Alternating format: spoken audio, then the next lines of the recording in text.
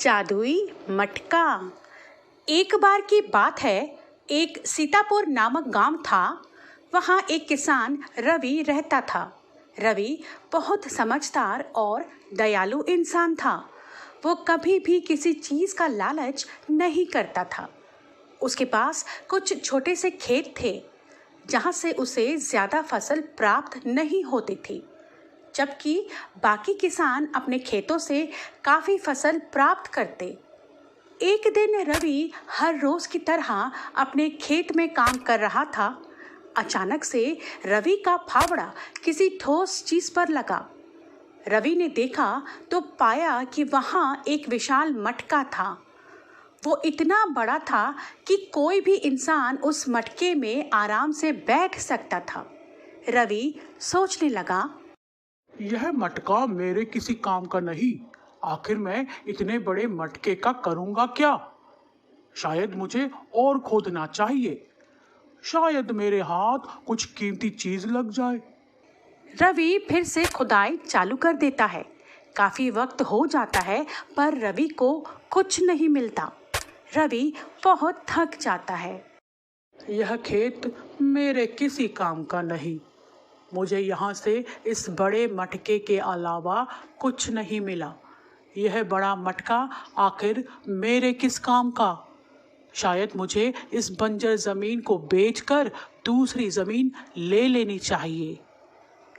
ऐसा कहकर रवि अपना फावड़ा मटके में रखकर एक पेड़ के नीचे आराम करने बैठ जाता है और सो जाता है। कुछ देर बाद रवि जाने के लिए उठा तो उसने देखा कि मटके के अंदर ढेर सारे फावड़े थे। रवि यह देखकर काफी हैरान हुआ। रवि ने हैरानी से कहा, मैंने तो इसके अंदर सिर्फ एक फावड़ा फेंका था, पर इसमें काफी सारे फावड़े आ गए। रवि ने पास ही पड़े एक पत्ते को उस मटके के अंदर डालकर देखा। रवि की आंखों के सामने देखते ही देखते मटके के अंदर ढेर सारे पत्ते आ गए। ये तो जादुई मटका है। इसके अंदर तो कोई सी भी चीज डालते ही ढेर सारी हो जाती है। रवि वो जादुई मटका अपने घर ले आया। रवि ने उसके अंदर एक आम डाला और उस मटके के अंदर काफी सारे आम आ गए। उस दिन के बाद से रवि को कुछ धन चाहिए होता तो वो उसके अंदर एक सिक्का डालता और उसके अंदर काफी सारे सिक्के आ जाते। रवि को जब कपड़े चाहिए होते तो वह मटके के अंदर एक कपड़ा डालता और उसके अंदर काफी सारे कपड़े आ जाते। ऐसे ही रवि अमीर होता गया। रवि ने अब दूसरी ज़मीन खरीद ली थी, जिसमें उसे बहुत फसल प्राप्त होती। रवि का पड़ोसी रमेश ये सब देखकर हैरान हो गया। वह रवि से बहुत जलता था। आखिर रवि इतना अमीर कैसे हो गया? उसने इतनी जल्दी नई जमीन कैसे ले ली? उसने रात के समय रवि के घर के बाहर से खिड़की से झांक कर देखा कि आखिर बात क्या है। उसने देखा रवि ने एक मटके के अंदर एक सिक्का डाला और उसके अंदर काफी सारे सिक्के आ गए। रमेश ये सब देखकर काफी हैरान हो गया और बोला, अच्छा तो ये बात है। अब समझ आया ये इतना अमीर कैसे हुआ। अगले दिन रमेश राजा को ये सब बताने गया। राजा बहुत घमंडी और लालची था। रमेश ने सारी बात राजा को बताई। राजा ये सब सुनकर गुस्से में बोला, वो जादुई मटके में ऐसा क्या है कि वो इतना अमीर कर सकता है?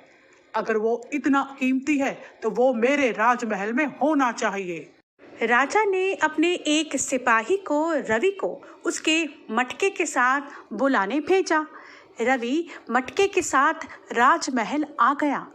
राजा ने मटके को परखने के लिए उसके अंदर अपना हार डाला और देखते ही देखते मटके के अंदर काफी सारे हार आ गए। राजा ये सब देखकर काफी हैरान हुआ आखिर इस मटके के अंदर ऐसा क्या है जो ये हर चीज की इतनी मात्रा बढ़ा देता है?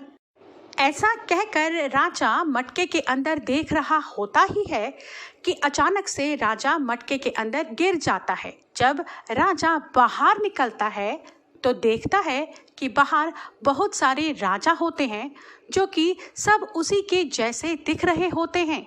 सब राजा राजगद्दी के लिए लड़ने लगे। महल के सारे सिपाही कुछ ना समझ पाए कि आखिर असली राजा कौन है और वो कुछ ना कर सके। सारे राजाओं में लड़ाई हुई और उन्होंने एक दूसरे को मार दिया। रवि ये सब देख रहा होता है और सुरक्षित रहने के लिए मटके को वहां से ले जाकर गांव की नदी में फेंक देता है। अब रवि के पास उस मटके की वजह से बहुत सारे खेत आ चुके होते हैं जिसमें फसल लहरा रही थी। वो अब खुश था। बिना मटके के भी वो काफ़ी धन कमा सकता था।